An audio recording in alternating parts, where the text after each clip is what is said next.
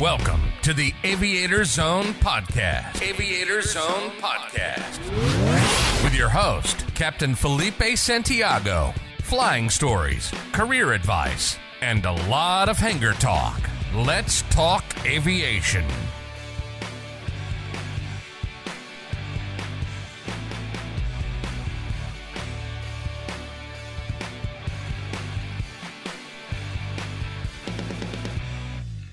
Hey guys, welcome back to the Aviator Zone podcast. Today we have Garrett with us. He was an instructor here at our academy about a year and a half, 2 years ago. I feel like it's been forever. Actually, I don't. I feel like it was yesterday, but it feels like you've already gone through a lot. So Garrett, welcome to the show. I wanted to bring you on because obviously you went through, we kind of saw you grow as a commercial pilot, then to CFI, you got your regionals, and now soon you're going to be flying with me at Spirit, which I'm really excited about. So I want to pick your brain, kind of what you started with your career, where you got to where you are today, and kind of share your advice or whatever you have for somebody that's looking to start doing this at some point in their life, and sharing that experience with them. So cool. Let's take it back all the way to flight training. So what got you into flying? I know you had some story with your uncle, I believe it was. Yeah, I had a relative that he was an American captain for 30 plus years. And, aviation wasn't necessarily a path that I had in mind when I graduated high school, college, any of that. That was not even a thought. My parents own a restaurant and great pizza, by the way. Yeah, the Big Cheese. If you guys are looking for pizza in Miami. Yeah, really good place. We used to send Garrett on his lunch. Hey, yeah. Garrett, go get us some pizza. And Juan loves those Hawaiian pizzas. So anywho, so I got started there out of college. It just wasn't what I thought it was going to be. I was kind of doing the same stuff I was doing in high school. Anyways, I quickly got over that. Where'd you go to school? Florida State. And you graduated from Florida State? Yes. And you got a degree in? Hospitality. Yeah, okay. Hospitality management. Okay, completely nothing to do with aviation. Aviation at all. Yeah. Okay. So that was the path I was going to go to. I didn't want to do hotels. That was another route, but I did a couple internships. And it was not for me. So restaurant was my passion. I love to cook, so I enjoyed, bringing that experience to people. So that really stuck with me. But anyways, just with the restaurant and family and it just didn't work out, long story short. So I had a couple jobs in between. I was a mortgage broker, did that for a year and a half. That was okay. And then I went to Northwestern Mutual as a financial advisor. Mostly, doing insurance stuff and, getting people's portfolios together. Not ideal for my personality. Office desk, right? The office desk stuff, stuck, 9 to 5 pretty much. And I just was not happy with the way things were going. And so it was a couple Thanksgivings ago, obviously 5 or 6 years back. And I was talking to my uncle about this. I go, I had this plan, everything mapped out after college, what I was going to do, and none of it was going according to plan. I was like not doing anything. I wasn't happy at the job I was at. I didn't want to do the corporate ladder thing, and I just wasn't happy. And he said, well, you know what? Why don't you try aviation? There's a huge need for pilots. One of his best friends that he was working with, an American, he's a financial planner for a lot of pilots. And he was saying the need and, the trajectory of aviation in the industry and where it's going. And it's getting worse. And it's getting worse and worse. He's like, man, it is the best. And mind you, I was already 24, 25. I mean, still young, but at that age, you already see your friends, that were in those jobs right out of college start developing and, turning everybody their starts careers. Buying houses. Exactly, buying families. Houses, driving nice cars. And I'm like, I'm at my parents' house still. I'm switching jobs. I was like, this sucks. Right. So I had to really, dive deep and say, is this something I really want to do? Because this is not going to be an easy road. I'm going to be, doing flight training for some time, then I'm going to be a CFI, then I'm going to be a regional, and like those steps, while everyone's in their late 20s doing great, I'm going to be in those stepping stones that you did when you were 18 or 21 or wherever anyone starts, And you still, you have a college degree, right? So that really puts you in a better position. Whether you think so or not, it's still, we saw it here. We see it here with the instructors. Like the guys having a degree, they're a little bit more mature. They already, this is not like their first job experience. You see kind of like those instructors that don't have they've been already had another job somewhere else, or they have a college degree, they're more mature. So it's kind of nice to see that. So that did help you, and it continues to help you today. And I'm sure at some point in your life, if you want to do that, what you were doing an office job. Oh, absolutely. You still have the opportunity. No, I mean, you're a great role model for me because you do so much with your career. It's really a part-time job. Yeah, exactly. And I really thought like, wow, that is something. And that's one of the selling points that my uncle did. He said, because he used to own some nightclubs and restaurants in Texas. So he lived in Dallas. And he's like, yeah, man, you can still do everything you want to do, but it's a great foundation. He's like, listen, I did it for 30 years and I loved my job. Like, I had no complaints, Right. That's an American guy. So he must have really liked it. So, I mean, yeah, he got me excited about it. I'm like, okay, I'll try it out. I went and got my private license. I did that while I was still working, just trying to figure it out what I wanted to do. And where'd you do your private? I actually did it at PTC right down the road. Okay, yeah, down the field as well. Down the field, yeah. So, but my flight experience there was it was 61. And I mean, the instructor I had, he was a great flight instructor, but as far as ground, I mean, he kind of sent me to the wolves. I mean, yeah, the 61 thing is, it really depends. It just really depends if you get lucky or not. So yeah, I mean, so you got your private. So I got my private, and then how much time did that take, more or less? That took about 9 months, I would say, because I was doing it on weekends and stuff. Yeah, I was doing the 9 to 5 still. I didn't commit to it. Right. Yeah. So. It took a little longer than needed be, but I got it done. I fell in love with it, and I said, you know what, I'm just gonna go for this. So you came to us with what? You came with us with a commercial, right? With a commercial, yeah. Multi. No, I didn't have a CFI yet. Right, you came to us with a commercial multi. Yeah. You didn't have your single. Exactly, didn't have my single. So I went over to, you guys weren't even really. Like, you didn't have this facility. We weren't on the scope. Yeah, we weren't on the scope. So I didn't even know you guys existed, to be honest, back then. And I went to ADP, and I went to all the flight schools locally. I wasn't blown away by them. And then I went to Perry, and I went to Fort Lauderdale. Still was not sold. And then I went to a school, Epic Flight Academy, up in Daytona, but it would require me staying there. But it was a good thing because there's no distractions. I was flying twice a day in between lessons. I mean, I've finished everything in like 4 or 5 months. That school is doing great, man. You should see how many brand new airplanes they have. I don't know how many. Oh no, they crank them, man. Like their Cessna's like shipping them straight to. Yeah. They were struggling a little bit because they did a lot of international stuff with COVID. I'm sure with and everything. COVID they got a little bit of a backlog. But it was a machine, man. I think that place is a machine.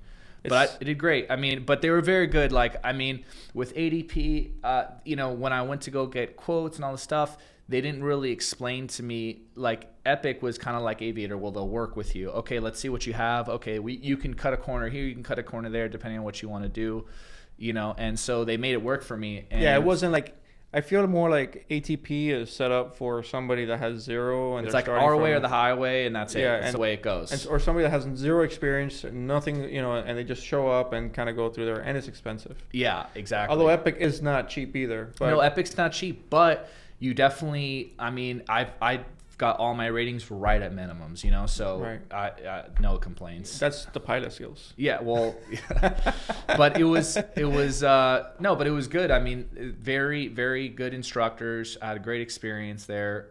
No distractions, and then I came down here, and Rick introduced us, and I was like, best thing that happened, honestly. I remember when Garrett came. Oh yeah, you were.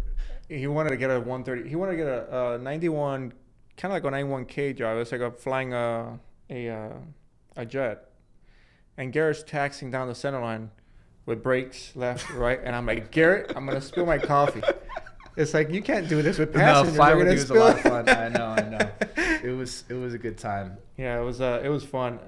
And we saw that guy crash and run off the runway. Oh my God, you remember that day? So remember, we're in the pattern, and this, I'm like, man, this guy's all over the place in the pattern. Remember, he was in turning base, and he was going up and down and left and right. I'm like, who the hell's flying the plane? Yeah. Turns final. We're turning base. Finally, we're coming on final, and I'm looking, and I'm like, that guy's not moving. He's not moving. And then the next thing you know, we're going around. He's not moving. And next thing we know, we see the guy running away from the plane. I think they caught him like in a bush or something. I know. I think the story behind it was like some student pilot with a passenger on the airplane. Yeah, not good stuff. So not good, but that was a funny moment. Funny. So you got your CFI and then you started working with us and you stayed here. How long? You were probably here for what, like a year and a half, I would say. So? Yeah, it took me about a year and a half to get 1,500.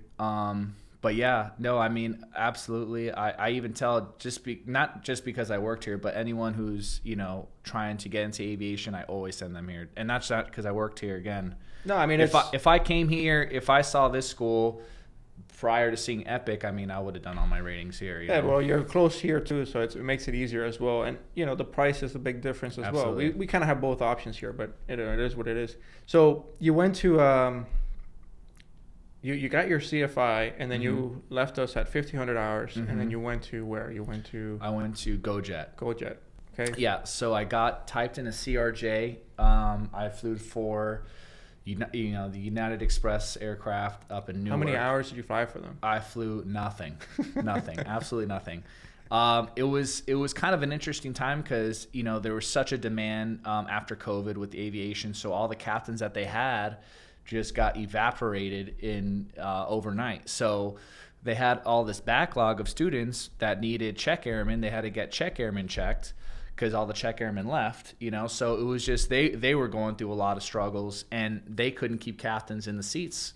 So, I didn't even get my OE done the first time around. I got the 120 days. So I had to go back to the reconsolidate. sim. I had to go back to the sim, basically take another check ride. Then on OE, I finished my OE. They gave me a relief line, thank God. But I mean, that airline, United, was getting so upset with them because they were canceling flights left and right because they had no one to fly them.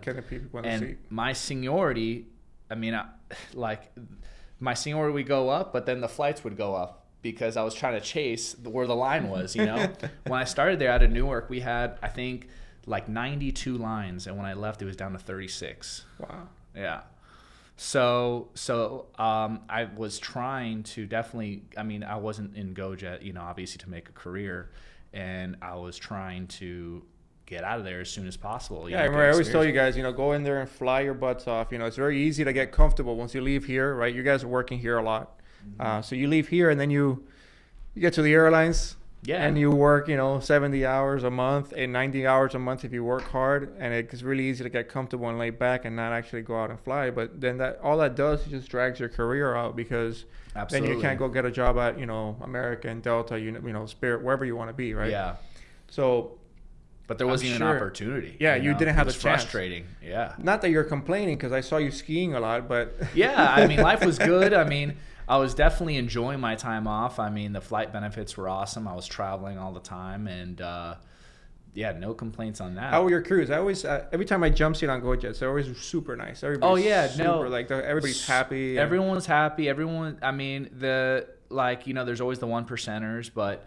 Yeah, we have that everywhere. Yeah, that's everywhere, right? But I mean, for the most part, all the captains were very professional, very easy to get along with. And I had no complaints. I mean, I think. How about the overnights? Were the overnights good? Would you guys? Nah, they were boring. Pretty boring overnights. Yeah. Northwest Arkansas. Yeah, and some of the captains that were there were guys that were there for like 20 plus years, so they were just like not really, looking to go out, go have fun. Yeah, I mean, it's not like I'm trying to slam drink, and then there's one flight attendant because it's 50 passengers, so. It was just like kind of a boring, time. But it's funny because for me, my regional experience was the most exciting. Like now at, flying with Spirit, my overnights are, I have some good overnights with good crews, but it's not like it was at, Republic. At Republic, it was 2 pilots, 2 flight attendants, and we would all stay together for the entire trip. Mm-hmm. As you can see now in Spirit, we split the flight attendants and the pilots are, separate. So it wasn't the same. We would be flying the entire 4-day with the same crew. We're like, hey, what are we going to do tonight? Where are we going to go here? And everybody was together. Everybody was more of a crew. But I had a really good time, and everybody was young too, right? So now everybody's more mature. They got family, kids. Oh, I got to FaceTime the wife. I got to FaceTime the, whatever. Well, Spirit, I mean, now I think it's getting younger and younger because everyone that was in my class was, in their 20s. I think the oldest guy was like 30, Yeah. So I still feel like our pilot group is not old, but I would say like mid-range, like I would say 30, 40 is like our pilot group. But everyone's been super. I mean, that was one of the things that drew me to Spirit as well, is because, while I was jump seating all the time, with GoJet, I would talk to the crews and, talk people's ear off because I just wanted to know what it was like. And the Spirit pilots were, like none of them complained. They were all, even the flight attendants were super, super, super happy with where they were. They didn't even want to do the merger. They're like, we just like it the way it is. Yeah, that's an interesting one. I prefer, I'm not sure what you've heard around, but for me, I prefer to stay at Spirit, but it is what it is. You're going to get a big pay raise maybe. Yeah, maybe. I can't even vote. I'm still on probation, I think. So. Yeah, I've been hearing mixed things about the pilot group, but yeah, I think everybody talks, and then eventually they'll go and they'll ratify a contract. Yeah, I don't think that, I don't think anything negative is going to come out of the JetBlue thing. I think it's only going to be good, bigger airplane, we're going to have more leverage, in the end. But I think some people are going to be, we don't know, right? Because some people are going to lose seniority. There's going to be bases that are going to be moving and relocation and displacements, and that can be very confusing. We just closed a base in Chicago, and just seeing, like, I obviously nothing to do with us because we were Fort Lauderdale base, right? Fort Lauderdale, Miami, but seeing that displacement going around and redoing it and changing it, I'm like, oh man, I can't imagine what it's going to be like when you got to when you're established like that, it can be pretty. You can be living here and then now you're based in Orlando, right? So that wouldn't be fun. I don't think that's going to happen to us, but there's still a lot of, JetBlue doesn't have a Fort Lauderdale base as far as I know. Oh yeah, they do. Well, they're very. They fly a lot out of Fort Lauderdale. I think they fly a lot of it. They might have a flight attendant base, but I don't think they know. I don't know. I could be wrong. I'm not entirely sure either. But I think that they don't have a base, and that can be an exciting thing. But again, I think it'll be better. We're gonna have more airplanes. We're gonna be a bigger airline. Yeah. I prefer our product, even though a lot of people don't like our product. When I fly off my time off, I go on Spirit anyway. So yeah, it's not. I like it. I've flown Spirit a couple times, and yeah, I've never had a negative experience. Really. Weather's weather. That's on every airline. The weather was bumpy. Yeah, exactly. I think Spirit gets like thrown under the carpet because, whether this, whether that. Oh, of course, Spirit's can. I'm like, well, if everyone else is too. It's not. It's funny. You look at for the most part, and I think we've gotten even better at this with weather cancellations. Like we're able to, catch up a lot faster now than we used to. Yeah. I remember when we used to have these meltdowns that were pretty bad, but it was growing pains, really. I would growing pains. I remember when I first got hired at Spirit, I was in Denver. Yeah. And we were about to push back, but we don't have no paperwork. Ugh. So we called dispatch. We're like, hey, what's going on? We can't get paperwork. It's like, well, our machines are down. Oh, boy. We need to restart the servers because the servers couldn't hold the amount of releases that we were releasing at this time. Yeah. So we were like, it was like running an airline on a laptop, like, and they're trying to make so many releases that they couldn't. The machine's like, that's it. I got to restart. Like And I remember sitting there and I'm looking at the check airman. I'm like, is it always like this here? Yeah. He's like, yeah. But never had that problem anymore, like it's been great now. Like, yeah, no, and the iPads are great. Like, and I tell you what, you didn't have iPads on your other. We did, but they weren't as. You were using the Windows ones. No, they were the Apple ones, but I guess they just weren't utilized. Like we didn't have such good apps. Like we had only. We have that Flight Pro. What is it called? The JEP charts with the moving taxi thing. I remember when I had the leader charts, right? Yes. And I was like, can you review this with me? And you're like, I don't even know what I'm looking at. And I'm like, yeah, dude. What the hell is this? I've never heard about those. It was so different, yeah. And so I think the training, like they really, it was quick. I had, there's no complaints. It was just bang, it was bang, hard, bang. though. No, I thought it was a lot more transparent. Of course, coming from a jet, and everything's new. But if ATP guys can make it, no problem. That speaks for itself, right?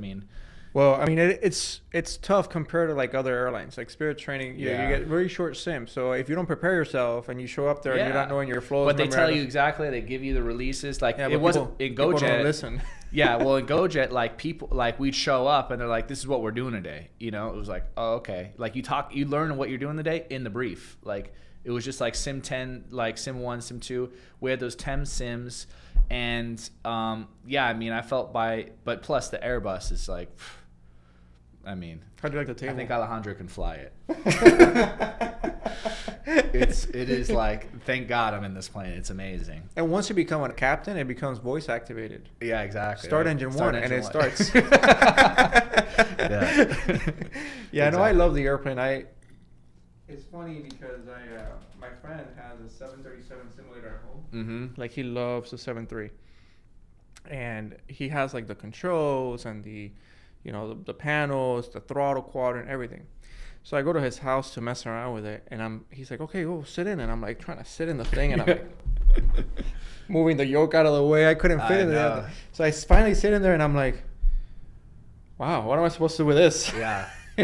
I know. And I don't know if it happened to you too, but when I went from the Embraer, right? Mm-hmm. Well, you had a yoke too, so I had a yoke, yeah. I went from the Embraer right with a bicycle grip, and going into the Airbus and flying the Airbus and having nothing in front of you just felt like something was missing. Like yeah, that too. I was like, what's the space here? Like it just feels like there's something missing on the airplane. Mm-hmm. But once you get used to it, you just can't go back. Yeah, and then also it's got like that auto trim, which I've heard that the 7.3s, they like, they feel more traditional, like the aircraft, like you have to hold the bank, here you just let go and it stays there. So once you get like the concepts down, I mean, the plane is top notch. Yeah, or you start making butter when you first get in the sim. Yeah. How was that? How was your first sim? Tell me about the first. Well, because I did at the when I did ATP training at GoJet, a lot of my sims were actually in an Airbus cockpit at the Spirit facility in Dallas, actually. Oh, so you were at AFG in Dallas. Yeah. There was a bunch of Spirit guys walking around, so I was assuming that was the training where they did it. And then so I had a little bit of experience with it, and the guy would talk because I'm sure I was churning the butter over there. And, he had me like take my hand from the top and put it on the bottom. So that's where I fly it from now. And so it helps with the over controlling and everything. But I can't fly from the bottom. I fly with the top, but 2 fingers. But but you get the concept. I definitely was, I think the taxiing was the most nauseating for my partner and the cat and the guy in the back and the sim rocking around like, I'll get it soon, don't worry. But other than that, I thought it was I mean, by sim 5 we were fine. I mean, we were good. And my sim partner, he was actually an ATP guy, 1500 on the dot. So you flew with an ATP guy? I flew with an ATP guy, and he was very sharp. He had no problems at all as well. So I mean, we're both on board, I can I haven't flown with them. I have seen a few guys that, with 1,500-hour guys. I think here's my thought of that. 1,500 hours flying around a 172 doesn't, it makes you a good pilot. It prepares you it doesn't really prepare you for the airlines, like the regionals is different, but I think there is benefit in going from a regional to Spirit. Mm-hmm. Just because, now when you go into Chicago, it's not your first time going into Chicago. Yeah. Right? It's like my third. Well, in your case, right? Yeah. But, where were you based? You were based in Newark. In Newark. So how many times have you been to Newark? Yeah, a lot. A lot, right? Yeah. So you're going to Newark, and you're going on Newark now in Spirit. You're not going to be like, no, I have to call who? No, I understand that. So you have that benefit of, that the cadence. The cadence of going in the airline, going in and getting in there, go do the walk around, set the box, get ready, brief, push back, and go. You don't do it in a Cessna, right? Yeah. You're not talking to dispatch. You're not talking to. You have no experience with the box. So I think that's the biggest thing, right? Is the box.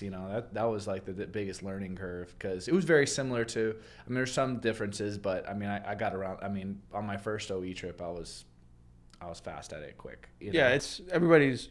It's like a chicken, pecking with the thing. Exactly. The only thing, I mean, how smart the aircraft is, you can't grab, which is like the most. There's some things you can grab, but not everything you can grab. Yeah, but it's a little time consuming. But other than that, I mean. I'm ready for like the digital radio, you know, like I missed that from the, you know, you used to put like, if you got like 126.5, you put 265, enter, and it would like say comply, good. And it would like automatically enter it, you know. Here you have to like. Oh no, I thought you were talking about the, so you know, like when you're flying over and they're handing you off. I've been in a couple Airbuses where they have, I forget what it's called, but it's like CPDLC. Yeah, CPDLC. We have that now. Yeah, well, in some of but they're not active yet. They just sent us an email that they're going to start activating that on some. Yeah. So that then we're really lazy. You know, we don't have to talk to anyone. Just comply. Okay, good. Yeah, we'll do this. Yep. Via. Gotcha. Yep. Aye. Yeah. No, I like it because you probably haven't done a waters route yet. Have you done a waters route? Mm-mm. So we do like a flight from Newark to San Juan. Mm-hmm. You're over water. Single HF. So you're using HF instead of VHF. Okay. And, you know, you'll read about it when you go on one of those flights. You don't have to listen to ATC. So you use cell call. Okay. Did you ever use cell call? Did you have cell call in your other company? I mean, You don't remember? I don't remember. So they'll call us via cell call. So it just literally the airplane like rings like, and then you just select the radio and you talk to a controller. Got it. And then once you're done, you just stop hearing it again because HF is like the entire time. So I love those flights because you only have to listen to the radio when the controller calls you. Other than that, you just hang out, right? Yeah. Which I'm sure that's kind of going to be like CPDLC. It's just like, oh, ATC message. Let's see what the hell's going on. Yeah. No, I saw the JetBlue guys do it. I'm like, what? I'm like, they're not talking to anyone. I'm like, what is that box there? They're like, oh yeah, no, this is like all we have to do. I'm like, that's pretty nice. He's like, yeah. It's Does nice. it? I don't remember. I have to look over the training again because we did the training a while back, and then I don't know. It's probably waiting on the FAA to approve it, and then. But they're doing a lot of stuff. I mean, they got that new. So while I was in training, we got a new checklist. Mm-hmm. We got that new landing distance calculation thing. So there's a couple things that they're like training us, then untraining us, and like, oh, this is actually how we're gonna do it now. Like, you know, so the checklist moved around a little bit. So that checklist still gets me today. You know, it's like the what is it called? Cockpit preparation checklist. Yeah. So we came into the only thing. I tell you what, this is the funny thing. So when I came into Spirit, like the 3 days before I went into first day training, the guy emailed us, oh, this is what you need to like have prepared. But 3 days before, it was like, he's like, know all your flows, know all this stuff. I'm like, okay, great. And then I did but for me, because you're like, just become prepared, I did all the CVTs. And like in the email, it says, know all the flows, don't even touch the CVTs. We're not going to touch those till a month later. Mind you, this was like 40 hours of like CVT works. Then 4 weeks into training, they delete all the history of the CVTs, so I had to redo them. Dude, but I knew my stuff, you know, so that was good. Yeah, flows, memory items, and limitations are usually the things that they want you to know when you show up. But if someone just told me that a little earlier, it would have been. I told you that. You probably somebody said do the CVTs. And I was like, the thing is, you got so many people telling you stuff. Exactly. That you're like, who do I listen to? Exactly. But yeah, flows, memory items, and limitations. Those are like the number one thing because that's what you're gonna be doing in the sim, right? Yeah. You're not gonna do systems until you're like. But yeah, I mean, but it was easy. I mean, the flows, that was no one. The paper tiger, took 2 days to learn, and then, the limitations and the memory items is like, you know, the memory items for GoJet, because they were so dinosaur age, was like lots, you know, and there was only a couple things really they had to memorize in Spirit, you know, a couple Yeah, ways. we just changed some of those too, which kind of throw us off a bit, but they're not much, you know. No, it's not much. And it shouldn't be much, right? Can you imagine having to memorize this stuff? And a lot of the times these memory items are stuff that's happening in like a high stress situation, right? So imagine having to like recall something in a high stress situation. It's like, well, do I say thrust or do I say autopilot, or it's like you got to kick it out quick. So it's good that they don't have that. So you finished your OE training already at Spirit? No, I still have to do it. I finished my first trip. I went to Vegas. I did a Burbank turn and then a Boise turn. That was my first experience West Coast flying. You did Boise? Boise, yeah. I haven't done that one yet. Yeah, it was gorgeous. I mean, because Vegas, and this is the first time, again, I flew out, I saw the Grand Canyon, and then when you're going north, you go from the desert mountains, and then you start seeing the distance, the white caps, and then, they just had that snowstorm, so it started turning white. Everything was white. And it was so pretty. So you did, I'm assuming Fort Lauderdale, Vegas? No, I didn't. I deadheaded there because I'm a Vegas base for December, so they had me starting out of Vegas at first. Okay. And then they had me a Fort Lauderdale trip. No, they had the captain that I was supposed to fly with 2 weeks ago. He got sick. He called out sick, so they canceled my trip. But that was the perfect. I mean, I loved everything. Yeah, I was like, no, but it was Fort Lauderdale, Vegas. Convenient ending in Fort Lauderdale. I was like, perfect. Now they have me. I have to deadhead to Los Angeles to start, and then I end in Vegas, and like, ugh. So you're doing Burbank. So how'd you do that trip? You went from Vegas to Burbank? Yeah, I went Vegas, Burbank, but the captain landed that one because it's a short runway. How was that? That was nuts because that airport is like smaller than Tamiami with like all these jumbo jets on. I'm like, what is this? It's nuts. And he's like, oh yeah, and our gate there, you have to taxi into the runway to taxi into the gate. So like he's like, make sure the controller shuts down the runway so we can taxi in. And I'm like, we're really on the runway. We did I did the other one, Santa Ana. Is it Santa Ana or? Well, Santa Ana, yeah, but I haven't flown it. But I did that one the other day, and that's the captain only too. Mm-hmm. That one's I think that one was worse than Burbank. I was coming in there and I'm like, short. I gotta land there.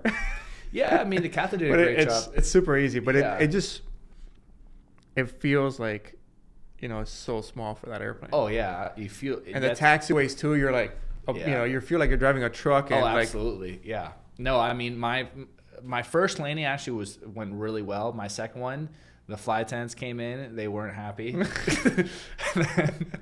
then the third you planted one, it's gonna be a little 319 gonna grow out of that runway. Exactly. Like I planted it. Because you're so high up, so like 30 feet at it. And the first one, he's like, you overflare just a hair bit, So trying to flatten up. You didn't flare on that one. I didn't flare at all. I just boom. He's like, it's okay. It's okay. Check airman was looking at me, making me nervous. He's like, you sure you got this one? I'm like, dude, come on. I don't know. It's my third day. It's my first day. I would not want that job. I just think about it. Like, can you imagine? Especially like even like now hiring guys with 1,500 hours. Like, can you imagine that your first jet landing with 228 people on board? I agree. I mean, and you having to be there like, like, okay, let's see what happens. Yeah. No, I mean, the thing is like, I think it's subjective because it depends, right? There's like, for example, Andy, like the guy I flew with at ATP, he was like Andy, where it was like, you know what, this guy knows his stuff. He came prepared every lesson. Everything was perfect on him. No problems flying the jet, So I think he would be fine. But then it's the guys that like are lazy and not necessarily great on the controls and over controlling. Then you start getting into some trouble. But I think because he just came right into the Airbus, and so I had to unlearn a bunch of stuff too. Like that was another thing that I kept on doing. Like my call outs, especially, I was like 1,000 above. They're like 1,000 stable. I'm like, oh. So like it's just like the lingo stuff you had to unlearn, small stuff like that. But he was, I think I would feel if I was checking him, I would want him. But then again, like when I was at GoJet, the girl that I was flying with, she came from a Lear, and she couldn't do steep turns in the jet. I mean, it was like scary. So it's just, I don't know why everybody always struggles with steep turns. I think it's like more like a psychological thing, Well, like, she red screened twice when in training. In the CRJs. No, not in the steep turns, but in like single engine go around. She got us into a Dutch roll, like too hard on the rudders, and then what was another one? I think it was like.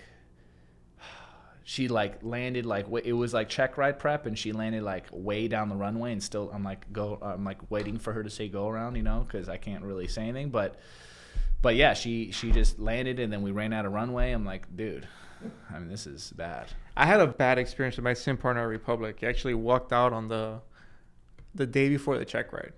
So we were I guess you have to listen to your instructor, right? Even Mm-hmm. if you want to do stuff like one way, or you've been doing it one way forever, you just can't expect to do that the same way. And it's not that his way wasn't working either, right? So I remember we were in the sim, and it was like we're already over half on the sim. Mm-hmm. We're into my half. This is the day before the check ride. He's trying to figure something out, and he can't figure it out. And like he's having like this drawing, like he's like, oh, I know, whatever, like really like that attitude of. And I can't remember what happened, but we flipped, and he was like being like super lazy on my end, like he was like already checked out, and now I was trying to fly the airplane. I'm waiting for like, we're going around single engine, or we're positive rate, gear up, like you're supposed to say positive rate, like. And it was bad. Like I remember the instructor paused the sim when he was flying, and he's like, we got to get our shit together, because right now only one of us is taking a check ride tomorrow. Yeah. And I'm thinking it's him because I haven't gotten to fly. Yeah. So I'm like, fuck, now that's going to delay my check ride, because I won't be able to, to fly. Yeah. And he's like, now I'm like, oh, here we go, right? Like, this is going to suck. Mm-hmm. We switch over. We finished a sim, and he literally just walked out.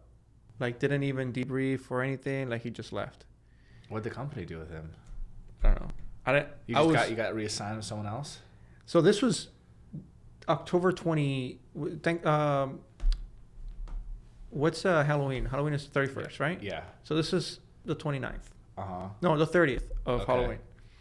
And the next day was my check ride. Mm-hmm. And the check airman is like, the instructor, he's like, you know what? This really sucks, and I feel bad for you. So tomorrow I'm going to delay trick-or-treating with my grandsons. Mm-hmm. I'm going to come in, I'm going to do C support so that you can fly your check ride. I'm like, thank God. Right? Yeah. Because he's never going to miss a call. He's going to be like with a checklist, So. And I was like, you freaking answer any of the hard questions, okay? Yeah, exactly.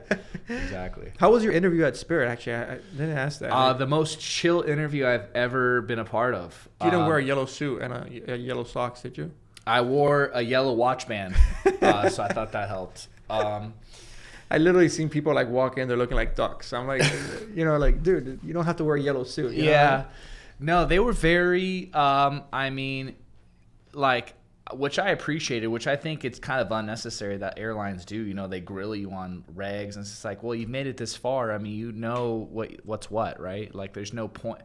Like, I don't think you can differentiate, someone that answers like, some reg correctly. The other guy who maybe didn't have that answer could be definitely a better pilot than the person that knows that answer. You understand? That's a great point. I really didn't think about it, but you're right. It could be the lucky that the guy studied the thing that he, besides the point, all those questions, all those interviews are all online. Yeah. And it's like, you're just saying, this guy just prepared and read the stuff, but he might not know anything about aviation and only focus on the stuff that's on there. I forgot about the gouge. Yeah, but they didn't. I mean, I read the gouge and I read everything, but they didn't ask me not one technical question. It was more just, what got you into aviation. I kind of went over the spiel that I just went over with you.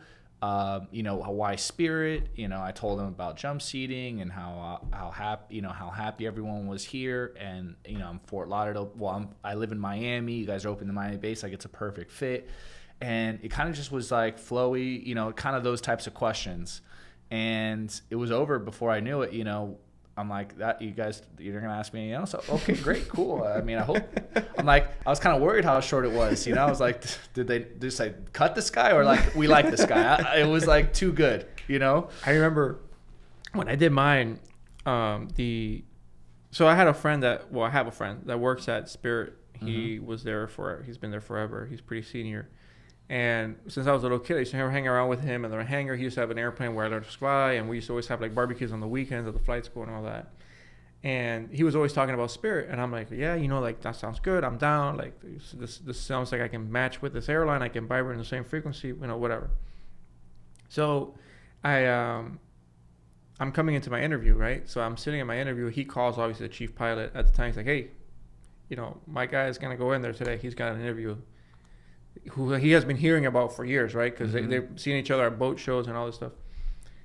And we show up in the interview, and there's 2 chief pilots and an HR lady. Everybody has like HR and a chief pilot. I had 2 chief pilots. So I'm like, no, it's not fair.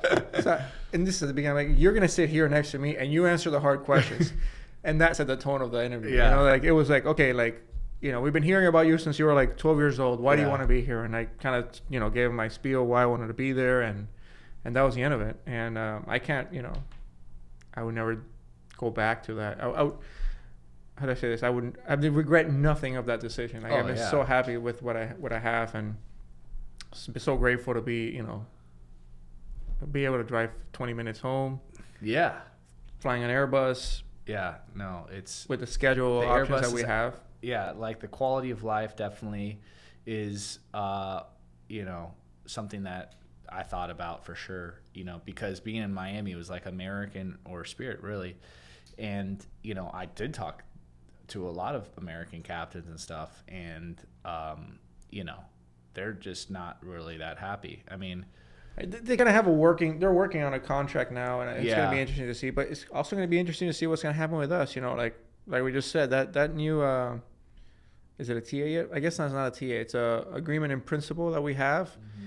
You know, I was looking at the numbers, and everybody's like, oh, you know, but they have more money here, they have money, but it's also quality of life, right? For me, the money is not the answer to everything, right? I want to have the time off. I want to be able to have the time to do stuff like this, right? Yeah. I don't want to be every day working Monday through Friday and then having 2 days off during the week, or, you know, not being able to adjust my schedule because I want to go for a week on vacation, right? It's always funny. I told my mom, oh no, I have vacation this week. And she goes, vacation? Yeah. What do you mean? You've been vacation for the past month, you know? I know, exactly, right? It's like, yeah, no, I got to use my vacation. It's got Yeah. No, but the thing is Spirit, I mean, even though the pay is a little less, they give you a lot of opportunity to make up for it with that X and Y list that people are always talking about. So you're talking about a lot of money when you do go, you exactly, know, 200%. So right there, you know, you're going to be. I fly sometimes with FOs that are on XY list. They're making more than I am. Yeah. Because they're on a premium trip.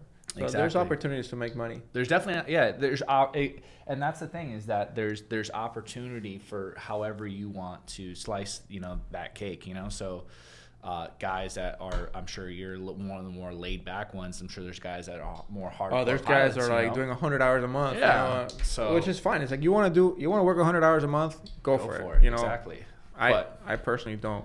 Yeah, and and what was interesting as well is I was looking into the training department as well. I probably will explore. Be an instructor. Yeah, after OE and stuff. I mean, I loved instructing. You know, I thought it was a lot of fun. And you know, with Spirit it'd just be, you know, you're in air conditioning, so it's great. You know, here you got to kind of put up with a little bit of stuff to do it. But, yeah, the heat is not. Yeah, but you're in air conditioning. You know, you get to see people pass their check ride, which is always rewarding. And so I thought, and not to mention, you get rewarded like, you know, every 2 weeks instead of every 6 months, because it takes however long for the student. You have to, you know, get the DPE down here. The weather's got to be good. You know, there's all these variables here. It's like weather's. You know, the weather. What do we want to set the weather to? Exactly. So it's you know, a lot of turn and burn, but yeah, I mean, I thought it was something I would be interested in doing in the future, but you know, right now it's just OE. I think the flight training in the airlines is cool. I don't know if like I said, I don't know if I would want to be a line check airman, like on the line, but I think the sim would be fun. Just like, I think the sim is cool. The thing for me is like the commute up to Fort Lauderdale. It's like, I don't know if I want to drive up there. Well, you know, you can choose your days. You know, you just it's kind of like with anything. You know, you could do half of the month flying, half the month. But I don't know if you know Camilo. You know Camilo? No. He did his training with us here as well when he was coming from Colombia. He was flying the Airbus over there. He's also an instructor now. He loves it. Yeah. Like he's super sharp too. Super sharp guy. Still flies GA. When was the last time you got on a GA airplane, by the way? It's been a while, man. But it's been tough because I've been on that, you know, with not flying, you get that minimum. So, like, if you're trying to save and everything, it's kind of like, especially in Miami, the times right now, it's like things are tight, man. So, you go now to, you're still in training pay, right? Until you get, because our contract now is training pay until you get on the line. Until you get on the line, or 90 days. So 90 days is tomorrow. 90 days is in 16 hours. Yeah, exactly. No, it's been, I mean, dude, the training pay is like, yeah, it's not much. It's nothing. So it's. But they are changing it now with the new OTA. They went up a little bit, I think. No, it's still, it's $800 biweekly. So. I thought it was $1,500 biweekly. Maybe maybe that changed, but no, it's $800. I thought it was it begins effective in January 1st if it gets ratified, but it's $1,500 biweekly for a full time. Yeah, if that, I mean, that's or makes maybe it a it's little better. monthly. I don't know. Yeah. Anyways, it's a struggle you got to put up with. Yeah, it's something you got to put up with. I mean, at the end of the day, it's temporary, right? So I'm lucky that I have the support group around me, you know. And the money that they spend to train exactly, you, and all that, you know, so it kind of balances out. It's okay, and you know, I'm getting here now with this contract. I mean, like the timing couldn't have been better, right? Like getting released right when the contract is about to drop. I mean, if it goes through, but yeah, I mean, that's like. I remember it's the same experience I had when I was at Republic. When I first got out of Republic. I was in St. Louis still. I don't know if I was in St. Louis or I was in their headquarters, but we got the notification that we had ratified our contract, and it was a $40 an hour pay for FO. Mm-hmm. This was the first airline to like push 40. But the guys were getting paid $20 an hour to fly a regional airplane, and Republic came out and said $40 an hour for your starting pay. So you can imagine everybody was freaking like, you know, it's like that SpongeBob scene where like everybody's burning files, you know? We were so happy because now we just became like the best paid regional pilots, and we were 100% over everybody else because we were making twice as much as them. So it was really exciting. And it was just perfect timing because nobody wanted to go there because it was so little. And now everybody is, everybody wanted to go there. So now my seniority went like boom, because everybody was just, please let me in. And regional guys now are like that 40 an hour. It's like, you guys, I'm not going to interview with you guys. You know, like that's crazy. Like Tropic Air is paying over there. It's crazy, but I mean, you know, when I started at Spirit, it was $38.50. Yeah, that was good timing for you as well. To be a first officer, it was $38.50. Yeah, you hit good timing on both your companies that you selected. And then, you know, I had the full year of $38.50, and then I got on at, you know, $72 an hour for second year FO. Mm-hmm. And then we got our new contract, then I got that pay raise. I think it was like 114 now or something like that. But it was different, you know. So it kind of happened the same thing that you happened. It's kind of funny seeing you follow that train track. But anyways, man, I'm really glad that you came, and you know, it's really enjoyable for me to see you grow from being a pilot, you know, a baby pilot, right? You know, like I have in my office there, the monkey, taxi on the runway. And now to see, you know, to see you going up to, you know, being a co-pilot with me, hopefully soon, and then someday, you know, you'll be a captain at Spirit. So it's really nice. It's really rewarding. Everybody always asks me like, oh, you know, it must suck to see the guys leave at 1,500 hours. I'm like, no, I think it's awesome. Like it's, you know, we get new people all the time, and then to see you guys go out, and you know, I ran into Tommy. You were flying here with Tommy? Was here? His last name's Tommy Slav. Slav, for short. Yeah. yeah. He last time because I came to visit actually with Chris and Alicia was still here. Mm-hmm. You weren't here. Juan saw me.